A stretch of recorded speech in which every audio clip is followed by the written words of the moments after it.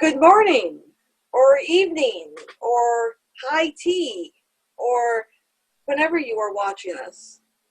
Welcome to the Unitarian Universalist Congregation of Salem's worship service. Whether you are a longtime member or a new viewer seeing if our community is for you, we welcome you to viewing us here today. I would also like you to say welcome to Barbara Stebbins-Boaz. You may know her from singing in the choir or doing solos. She has now also joined the worship team as a celebrant. So welcome, Barbara. And I also hope you got the news and have your furry friends with you as you are viewing this service today, because our guest speaker is pianist Lisa Spector. For 50 years, playing piano has been her passion, and for the past 35 years, her profession. Lisa's world came crashing down during the summer of 2017, when a bizarre fall caused 7 fractures in her right hand, requiring 4 surgeries over the past 2 years. But ever resilient, her right hand still in a cast, she started playing piano with her left hand only.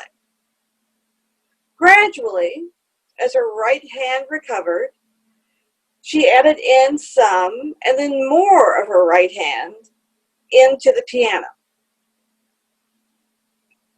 Our Reverend Rick's son, Zach, met Lisa during a dog judging exhibit, and seeing she had a Juilliard sweatshirt on, went over and talked to her, and upon hearing her story, composed a nocturne for her just using her left hand. He asked why she was at the dog show, and that is how it was discovered that she also creates music specifically designed to calm dogs. So she says if you have a dog at home, or a cat in my case, you'll want to make sure that Buster cuddles up to you on your sofa while you both listen to this service. And welcome.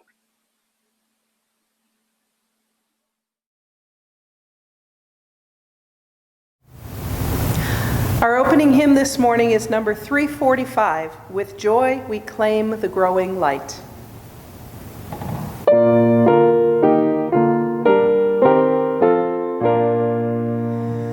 With joy we claim the growing light, advancing thought and widening view, the larger freedom, clearer sight, which from the old unfold the new.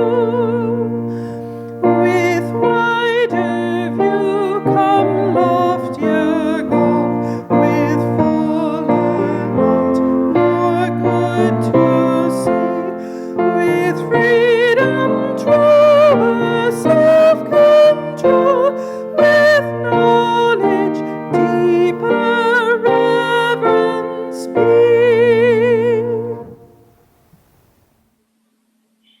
May we be reminded here of our highest aspirations and inspired to bring our gifts of love and service to the altar of humanity.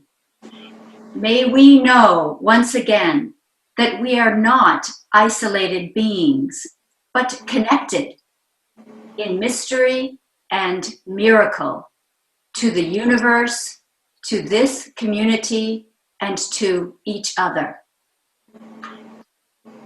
Let us find meaning as we say our affirmation. Love is our doctrine, compassion is our way. Here we seek to create a joyful home for free religious exploration, build a community of caring fellowship, nurture the hopes, and serve the needs of our world.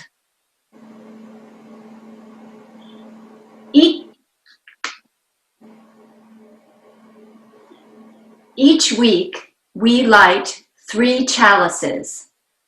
The first is for this congregation, the Unitarian Universalist Congregation of Salem. The second is for our sister church in Šimanfalva, Transylvania, Romania. And the third is for our children and youth in religious exploration and in the greater world.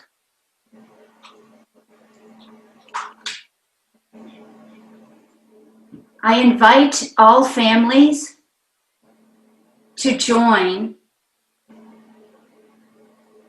the Children and Family Service on Sundays at 10 a.m.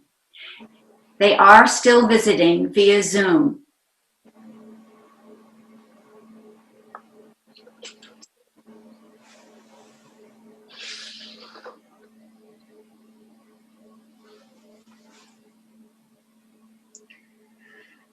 Compassion. We all need compassion from time to time.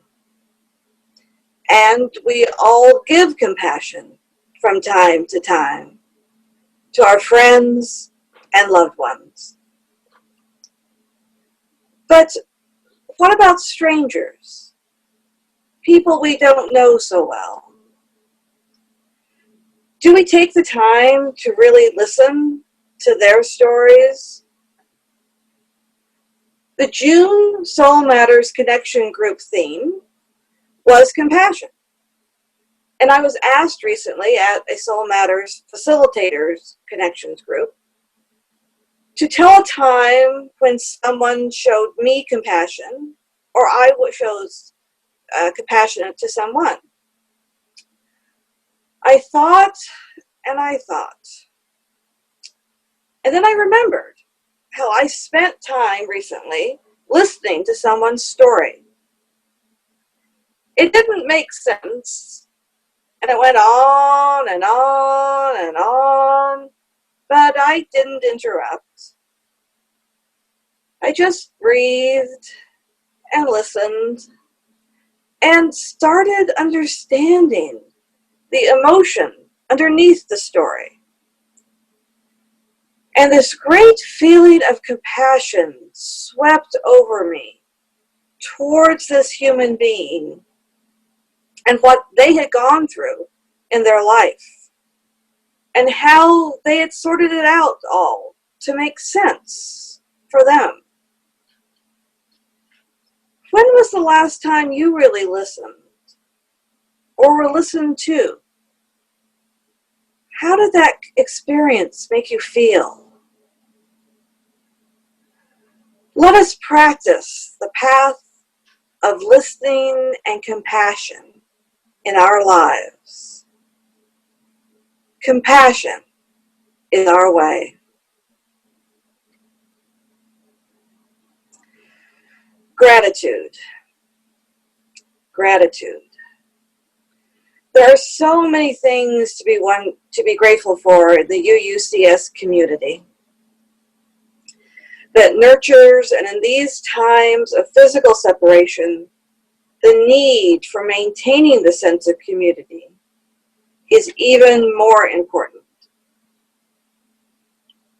One way that community is continuing online is through the Soul Matters Connections groups that meet once a month to discuss a theme that will deepen our spiritual lives and also allows for deepening connections between each other as group members get to know each other's lives.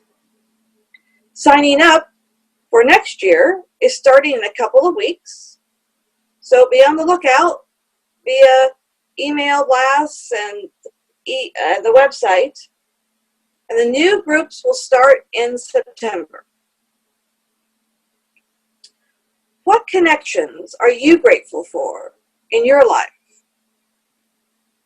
Gratitude and compassion. 2 daily practices that can only benefit our lives.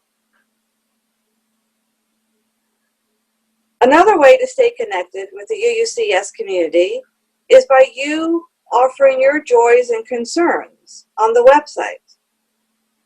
You notice here how to access that. 2 items of interest recently. One is that Jim and Claudia Koch are returning to Utah to be near their family.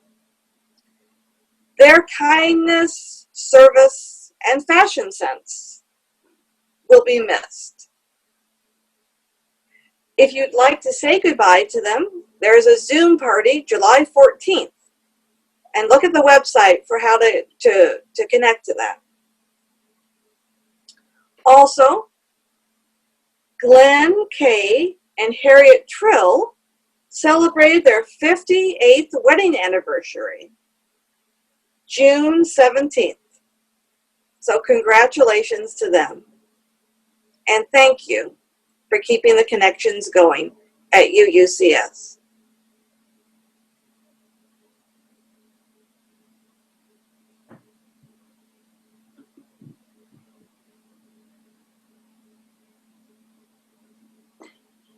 Many of you may be doing more cooking at home during these times of social distancing.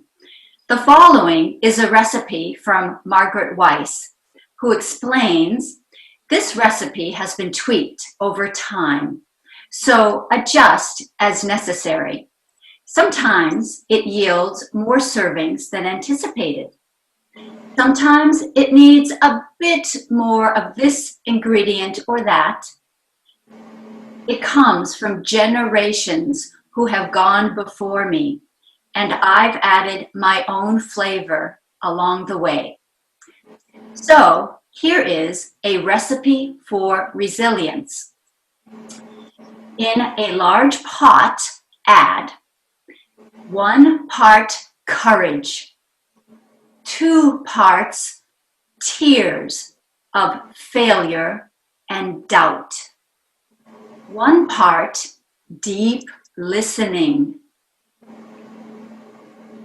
1 part each of both silence and laughter, a dash of trust, a pinch of wonder, a heaping scoop of naps and snacks.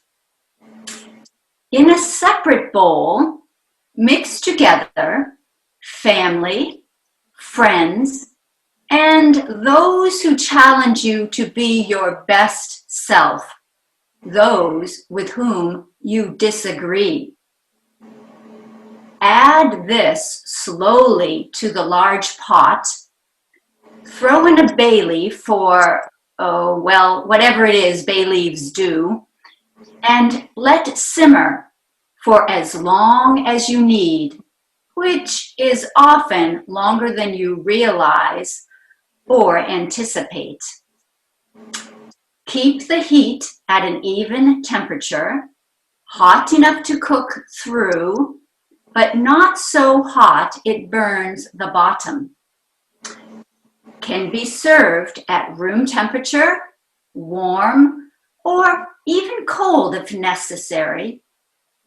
Serve alongside your favorite cozy blanket, dog, cat, or other soft item. Make often, share with others, hold on to the leftovers. You'll need them after a long day that challenges the soul.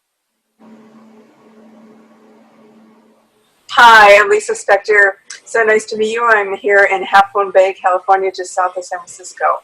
And I have about 25 minutes of music that I pre-recorded for you of a variety of music that starts with music for left hand only. And there's a very significant reason I've played a lot of music in the last couple years for left hand only. Exactly 3 years ago, I had what felt like a tragic fall, just a bizarre fall, and I was holding something and my hand got literally crushed so that I ended up with 7 fractures in my right hand. And over the course of now, it's been 3 years, I've had 4 surgeries, hundreds of occupational therapy sessions, so much alternative treatments, and I am playing really well with both hands, and I'm thrilled to be playing music. You'll hear in the video that I'm also playing Rhapsody in Blue for 2 hands. So I'm going to talk a little bit more first about the left hand music I'm playing. So I started with an arrangement of a flute piece by Paul Wittgenstein. So the flute piece is by Bach, and it's a melody you might be familiar with, but then Paul Wittgenstein actually lost his right arm in World War I. And so he has a lot of arrangements that he wrote for left hand only, because he was a professional pianist when that happened. And he also had the Ravel Piano Concerto written for him. Even though my right hand is my dominant hand, I'm actually blessed that it's the right hand that got injured and not the left. And the reason why is because all music, piano music that's for one hand is for left hand only. There might be 1 or 2 pieces for right hand, but there's 2 reasons for that. One is because you need a bass and your left hand plays bass. 2 is probably because of Paul Wittgenstein, and he, had works commissioned and so much came out of his losing his right arm so tragically, but also because when pianists get injured from overuse, whether it's tendonitis or carpal tunnel, it tends to be their right hand or the right arm. It's just the way the music is written. It's a little more taxing on that side of the body. So I started left hand music only with the Scriabin prelude when my right hand was in a cast. And it was the first time I'd ever played left hand only music, and it was the first time I ever put 3 voices in one hand. So you're playing the melody with your thumb, you're playing the middle section, the alto section that needs to be so soft underneath that, and then your middle fingers, and then you're playing a bass, sometimes a lyrical rhythm too. So you'll hear in the Bach Sicilian, the melody is completely played with my thumb, and I'll just do a tiny bit of a demo, and the sound, just so you know, it will be much, much, much better on what you're about to hear on the recording. But the melody is... So normally it's very legato, very connected. You'd want to do, consecutive fingers, but you can't because you're doing all these voices underneath it. So the melody is played completely with a thumb.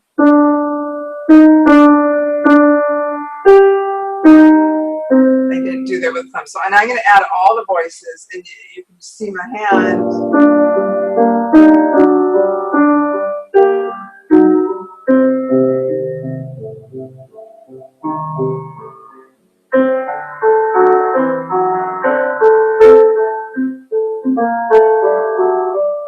So it's 3 voices, and the clunky thumb finger has to make that so melodic, but I'm used to it. It's been a couple of years now.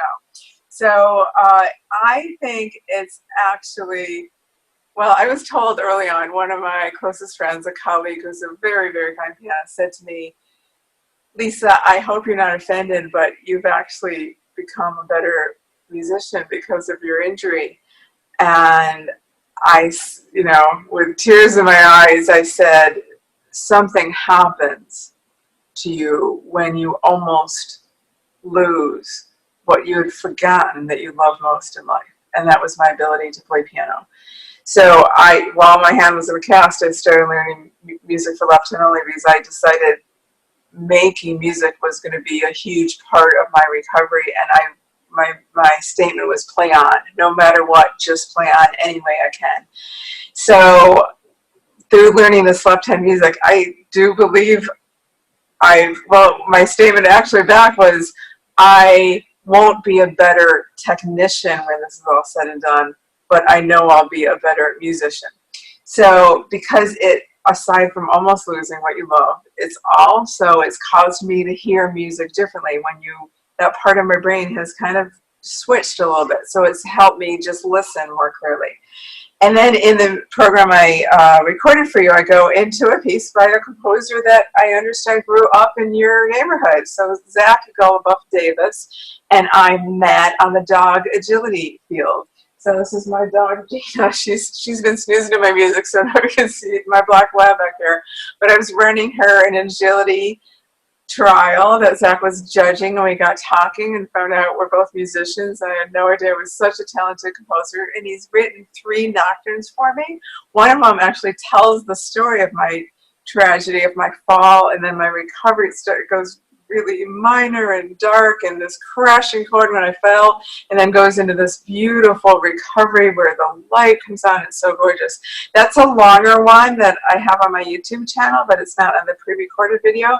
But he recorded this beautiful nocturne for dogs. So we both love dogs, and I have a long history. For 10 years I was creating music that relieves pet anxiety.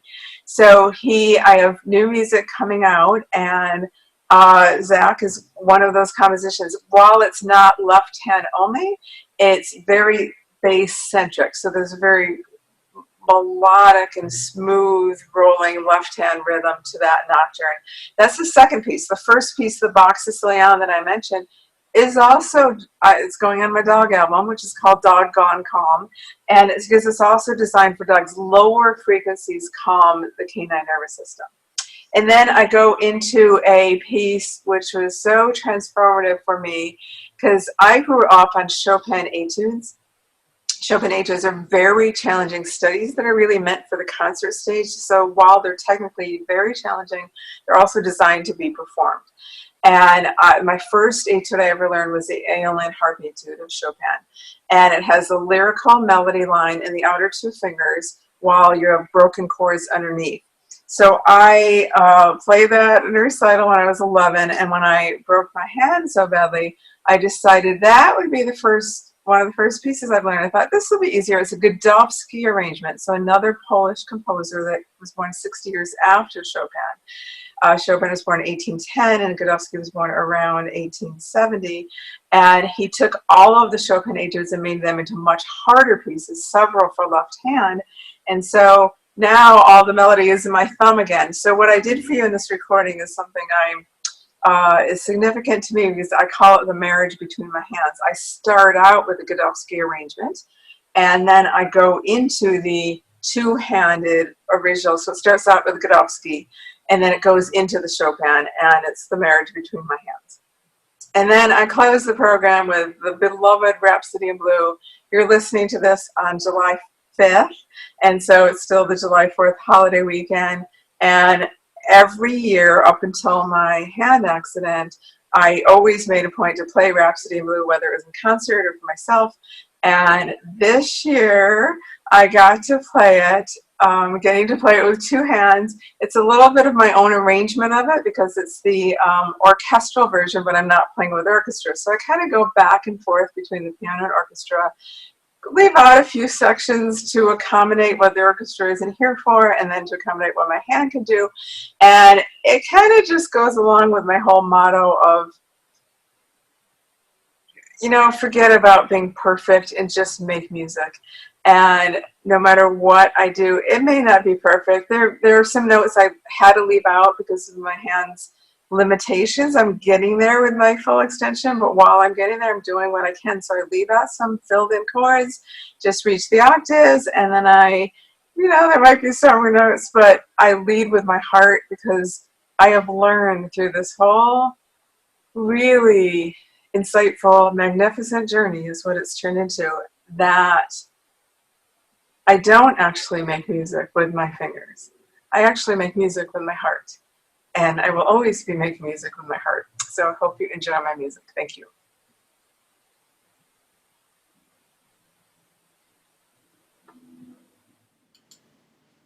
Hi, I'm Lisa Spector. This is my dog, my 11-year-old black lab, Gina. Say hi. She loves to sleep on the piano cover. And we are filming here in Half Moon Bay, California, beautiful coastal town south of San Francisco. And I'm wearing a turtleneck on this summer day because it's a foggy, cold morning here. I am going to be starting with music specifically for dogs, known to calm dogs and relieve anxiety issues. However, it's also very calming for people as well. Starting with a piece for left hand only, the Bach Sicilian. Originally, Bach wrote it for flute, but Paul Wittgenstein rearranged it for left hand only. After he lost his right arm in World War I, he arranged a lot of music, Mozart string quartets, and a lot of chamber music as well as vocal music for left hand only. And then, of course, he had the Ravel piano concerto written for him for one hand. And this is the Sicilian, Enjoy by Bach and rearranged by Wittgenstein.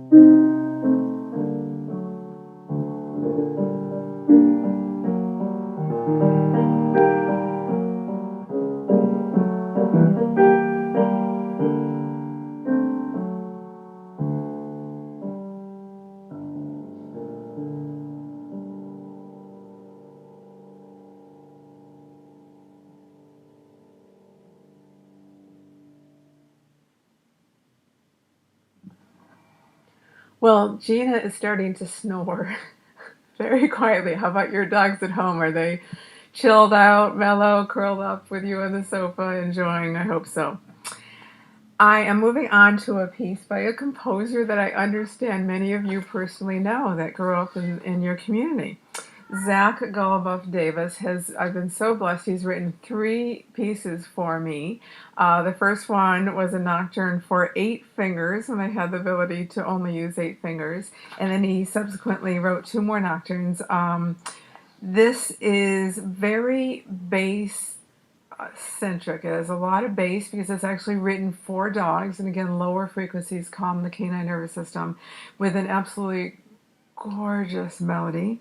And then at the end, it's so beautiful the way he puts the melody in the bass line. It's just magical. So enjoy this nocturne written for me and for dogs, including your dogs, and it's called The Stillness of Night by Zach Goluboff Davis.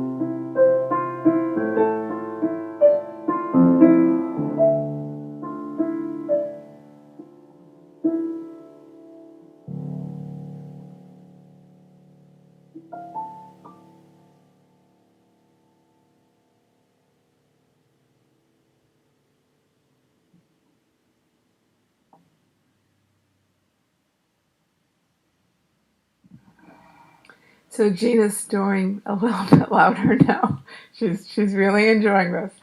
And I'm going to move on to music that's not for dogs, but hopefully now that your dogs are settled, it's shown that once dogs are calm, they tend to stay calm unless a new stimuli comes into their environment. So hopefully they'll still be staying chilled out with you. This is a combination of two pieces. So it is the arrangement of a Chopin etude. Chopin etudes, there are 24 of those that are very challenging technically. Each one is for a different technical purpose. Godowsky, another Polish composer, came around 60 years after Chopin and rearranged all the 24 etudes so that each one has like 5 or 6, there's 53 total of the 24. 6 of those are for left hand only, and hopefully this won't sound hard, but honestly, it may be the hardest piece I've ever played. And it took about 6 months after learning this before it really started to sound like more than just notes on a page. It really started to sound like music. However, I'm doing something different in that I am starting with the Godowsky arrangement of the Chopin Aeolian harp etude. And then because my right hand now can play it, I'm going to join in with my right hand, and then it's going to turn into the original Chopin composition. And I call it the marriage between my hands.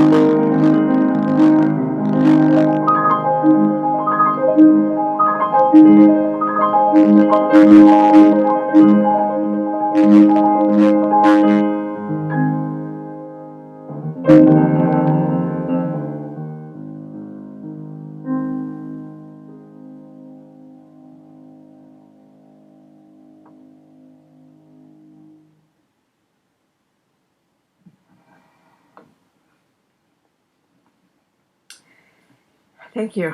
That was the first Chopin etude I ever learned when I was 11 years old, is the two-handed version.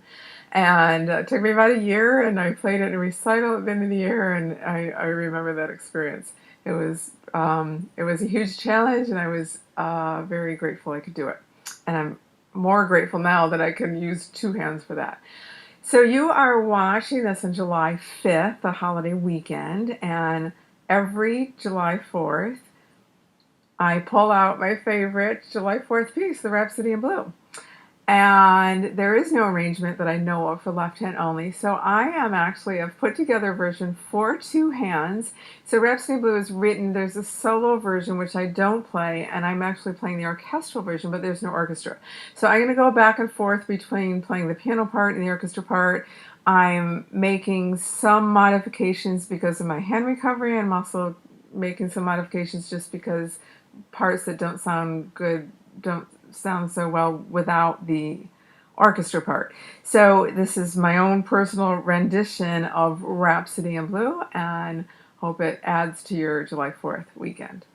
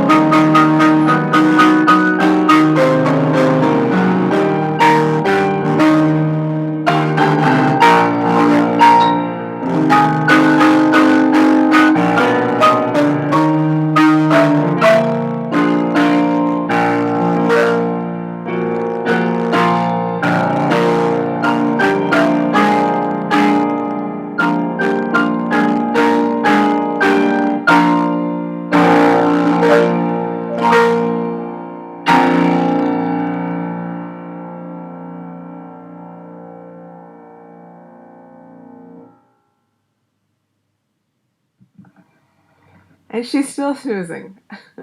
Thank you so much. Close your eyes. Take a breath in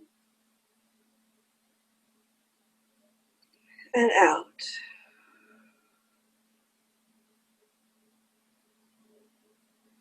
Again, breathing in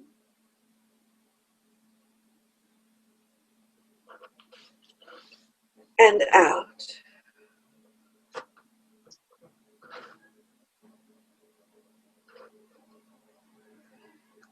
Let us take a moment to think of how resilience has impacted our lives. I will ring the bell when it's time to come back.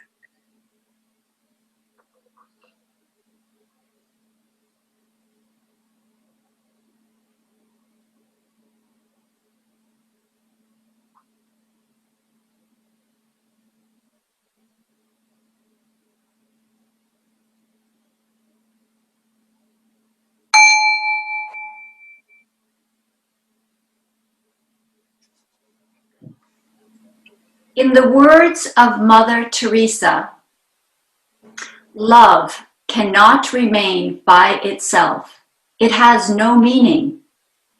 Love has to be put into action, and that action is service.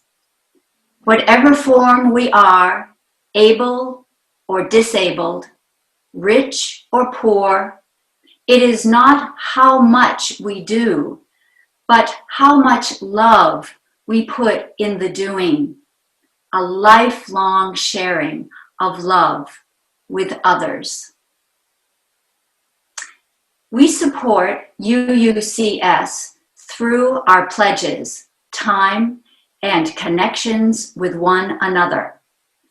We also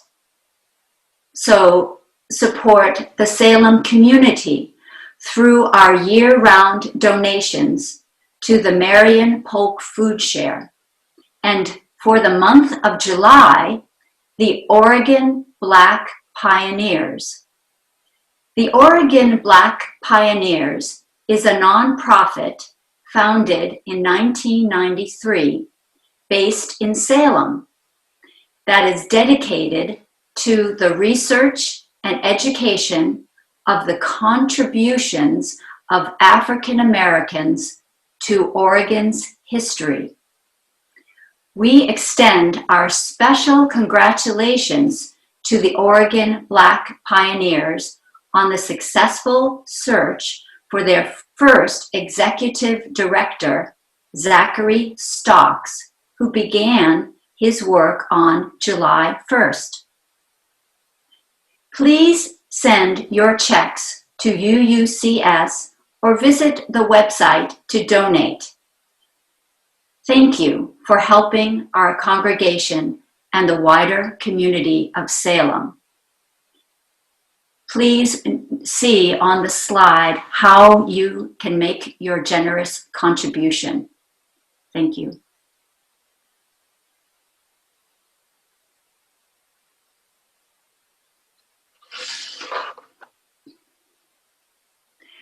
We take the light from our chalice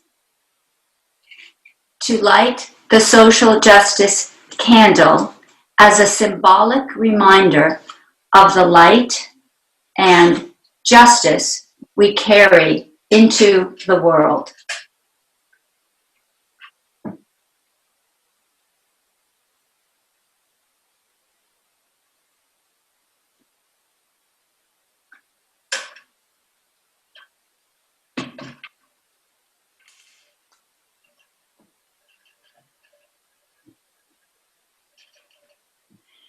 As we extinguish the chalices, let us reflect on these words from Isaiah 58.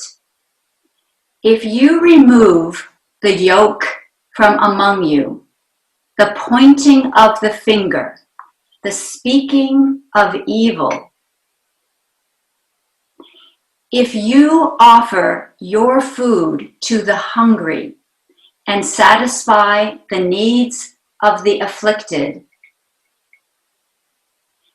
You shall be like a watered garden, like a spring whose flowers never fail.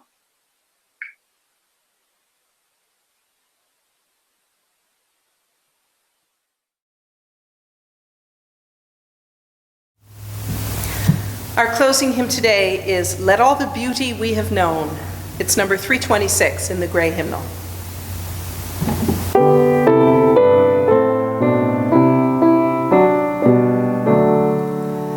Let all the beauty we have known illuminate our hearts and minds, rejoice in wonders daily shown, in faith and joy and love that binds. We celebrate with singing hearts the loveliness of sky and earth, the inspiration of the arts, the miracle of every birth. Life's music and its poetry surround and bless us through our days. For these we sing in harmony, together giving thanks and praise.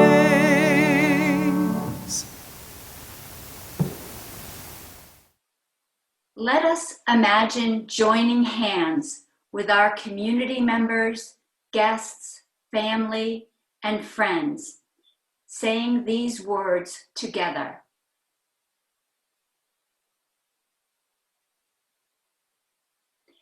May faith in the Spirit of life, hope for the community of earth, and love for the sacred in one another be ours now and in all the days to come.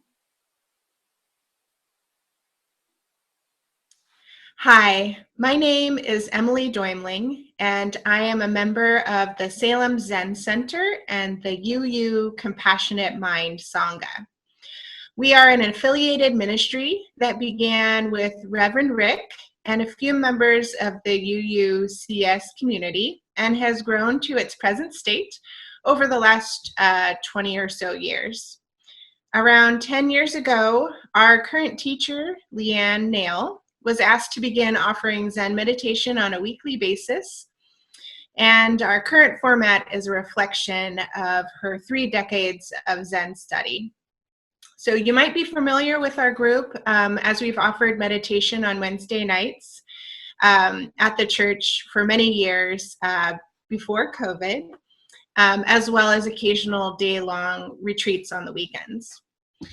So currently, we're offering seated meditation along with a Dharma talk using Zoom on Wednesday evenings at 7 p.m. So same time, but in the comfort of your own home. So if you're new to meditation or new to Zen or just curious and have more questions about the practice, I encourage you to attend the beginning instruction class, which is taught by either myself or another volunteer on Wednesday nights as well, and that's at 6 p.m., just before we do our seated meditation. Or if you've sat with us before, you can just jump right into the 7 p.m. Meditation. If you are wondering what Zen can add to your own spiritual practice, I feel like right now in particular, Zen really provides a way for us to settle our thoughts so that we can move from a place of love and centeredness. It helps us cut through our layers of habitual thought patterns and the fears that prevent us from feeling really in accord with our deepest wisdom about the world we live in. And to practice with community helps us feel supported as we make our way through an uncertain time. So those are just a few of the reasons why you might choose to join us on a Wednesday night. And we would love to have you come and sit with us anytime that works well for you. So that's every Wednesday night at 7 for people who have an established relationship or meditation practice, or you can join us at 6 p.m. For beginning instruction with myself or another volunteer to really walk you through how to meditate in the Zen style and answer any questions you might have about Zoom or meditation before you jump into the 7 p.m. program. So if you're interested in joining, please email Leanne at the email address that's on the slide. And that will get you access to the Zoom links for either beginning instruction or for the 7 p.m. evening meditation. And thank you all for supporting our Sangha during this time and for all the years beforehand when we sat together in person.